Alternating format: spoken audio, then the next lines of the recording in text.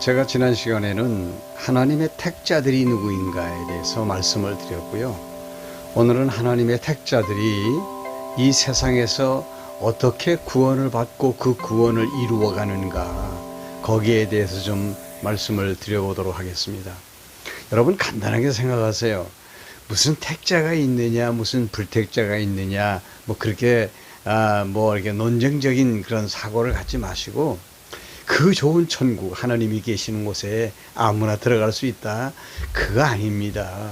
특별한 사람들이 들어가는 겁니다. 그래서 예수 믿는 사람들은요, 다 특별한 사람들이에요. 그렇지 않겠습니까? 누가 자기 집에 아무나 들이겠어요? 하나님께서 택한 사람들이 들어가는 곳입니다. 근데 어떻게 들어가느냐? 예수를 믿음으로 말미암아 들어갑니다. 정확하지 않아요? 근데 그 믿음이 어디서 왔느냐? 하나님이 주셨습니다.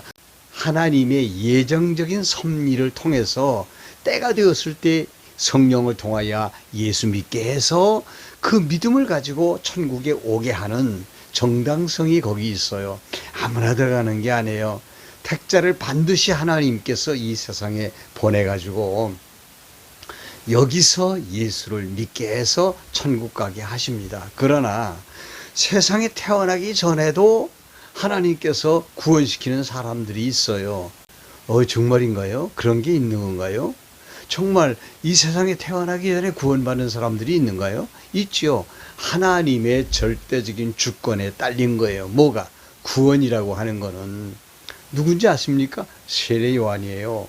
세례 요한은 자기 어머니 복중에 있을 때 벌써 예수 그리스도를 알아봤어요.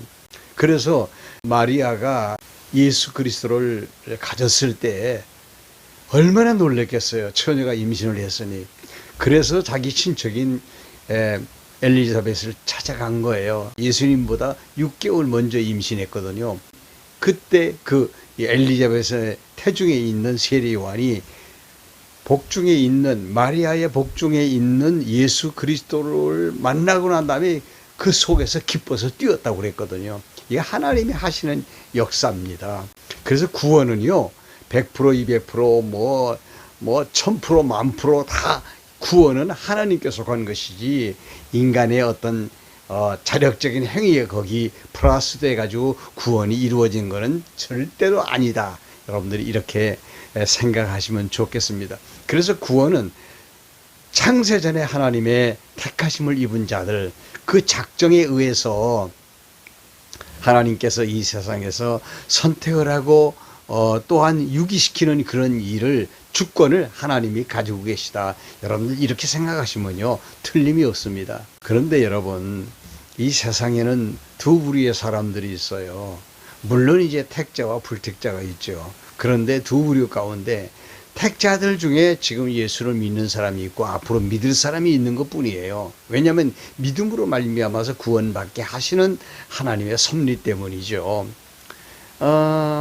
그런데 아직 믿음 안에 들어오지 못한 사람들이 있습니다. 이 사람들은 자기가 어디서 왔는지, 지금 어디에 살고 있는지, 지금 어디로 가고 있는지에 대해서 전혀 모르는 거죠.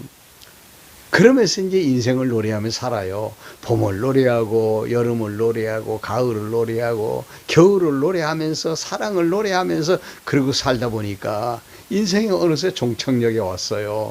인생이 종착역에 와가지고, 이거 어쩌면 좋아요. 고민이 많은 거예요. 예. 이런 고민을 하는 사람들이 예수 믿을 확률이 높은 거죠. 그러나 예수 믿으면 이런 문제가 다 해결돼요. 무슨 말이냐? 여러분들 한번 생각해 보세요. 저는 이런 노래가 생각이 나네요. 이거 믿음이 없는 세계의 사람들이 인생을 노래하는 거예요. 아주 대표적인 거예요. 옛날에 지금은 자꾸 하셨습니다만은 찐빵 가수라고 하는 최희준 씨가 부른 아주 유명한 국민 가요, 그게 있어요. 그게 뭐냐 하면은 하숙생이라는 겁니다. 인생이 뭐예요? 하숙생에 불과한 거예요. 돈이 많으면 뭐래요? 그 집이 조금 낫다 뿐이지만 하숙집이에요. 옛날에 정주영 씨도 하숙집에 살다 갔고요. 그리고 이건희 회장도 하숙집에 살다 간 거예요. 저도 지금 이 집이 하숙집이에요.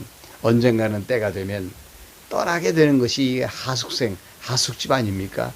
그래서 우리는 하숙생 인생이다. 인생은 나그네 길 어디서 왔다가 어디로 가느냐. 잘 모르잖아요. 어디에서 왔다가 어디로 가는지 잘 모르니까 물어보는 거 아니에요. 구름이 흘러가듯 떠돌다 가는 길에 인생이 그냥 흘러가는 줄 알아요. 정일랑 두지 말자, 미련일랑 두지 말자. 인생은 나그네 길 구름이 흘러가듯 정처 없이 흘러서 가네. 정처 없이 흘러서 가네. 이게 인생이라고 하는 거예요. 어디서 왔다가 어디로 가는가? 질문을 하고 있어요. 그러나 해답을 찾지 못한 것입니다.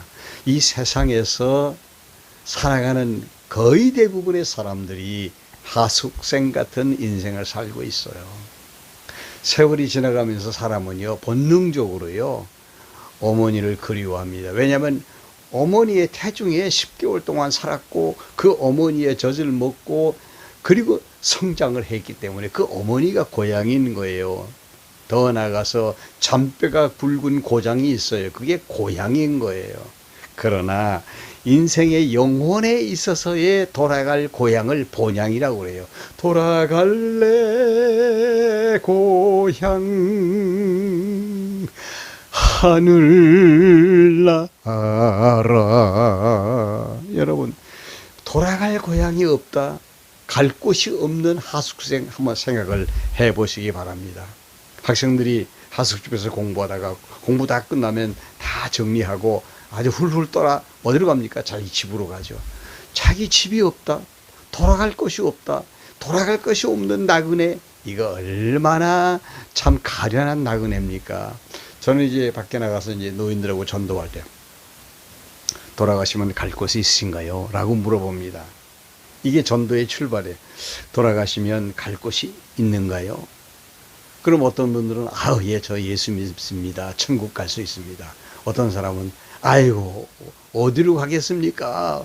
예, 땅 속으로 들어가야죠. 뭐 그렇게 얘기하는 사람도 있고, 뭐 별 사람들이 다 있습니다. 그때 전도를 하죠. 여러분, 돌아갈 곳이 없는 나그네 가련한 겁니다. 그러나 예수 믿는 저와 여러분들은 돌아갈 곳이 있지 않습니까? 예, 광야의 찬바람 불더라도, 광야의 찬바람 불더라도 앞으로 남은 길 멀지 않네. 광야의 찬바람 몰아쳐 불어도 돌아갈래 고향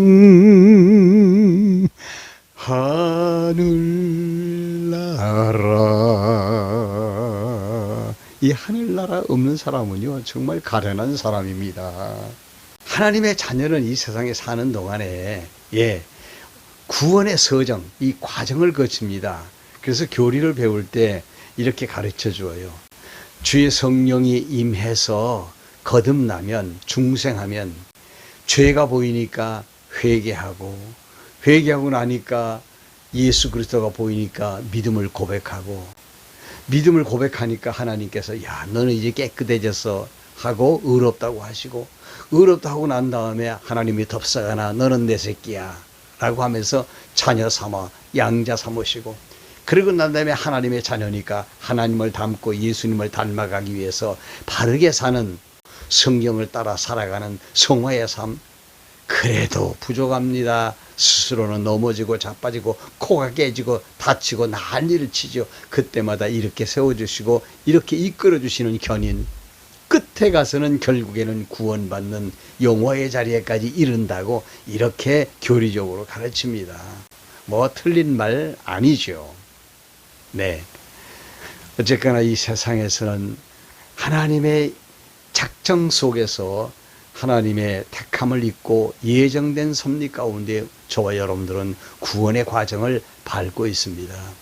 구원의 근거, 하나님의 작정, 택정에 있고, 그 다음에 택함 받은 자가 하나님의 성령의 역사로 믿음을 주어 믿게 해서 구원받게 하는 것이에요.